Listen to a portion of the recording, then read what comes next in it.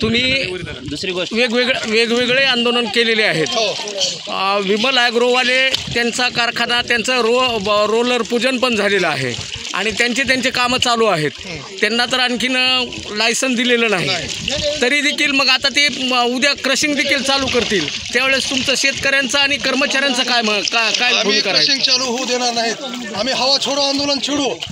ज्यावेळेस ठेकेदारांच्या गाड्या ऊस भरून येतील आणि दुसरी गोष्ट, ज्यावेळेस या कारखान्याचे कर्मचारी शेतकरी डिपार्टमेंटचे कर्मचारी गावोगावी नोंद घ्यायला चाललेत, त्यावेळेस गावोगावी नोंद घेता जाताना शेतकऱ्याला सरळ सरळ सांगाले तुमचे शेअर्स अजून जिवंत आहेत, तुम्ही नोंदी द्या, तुम्ही आमच्या कारखान्याला ऊस घाला। आणि जाब विचारायला ज्यावेळेस कारखान्यावर गेले त्यावेळेस सरळ सरळ शेअर्स लॅप झाले म्हणून सांगाले।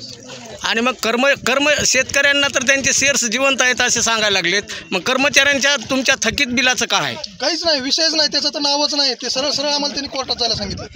कोर्टात जा, तुम्ही भांडणं करा। NCLT कोर्ट म्हणजे काय असते ही प्रशासनालाही माहीत नाही, आम्हालाही माहीत नाही। ज्यावेळेस आम्ही तिथं जाऊन डिटेल माहिती केली त्यावेळेस आम्हाला कळलं। न्यायदेवतेनं जर आमच्यावर ही केला, अन्याय केला, तर आम्ही न्याय मागायचा कोणाकडे? पाठीमागं तुम्ही रास्ता रोको केला होता, त्यावेळेस तुम्हाला काही 8 दिवसाची मुदत दिली होती। त्या मुदतीचं त्यांनी काय केलं? त्या मुदतीचा काही विचार केला नाही, आम्हाला कुठला रिप्लाय आला नाही। शेतकरी आम्ही सगळे तिथं हजारोच्या संख्येने गेलो मोर्चा घेऊन, पण आम्ही शांततेच्या मार्गाने सगळं व्यवस्थित आम्ही घेऊन गेलो, पण आमचं निवेदन घ्यायला सुद्धा कोणी आलं नाही।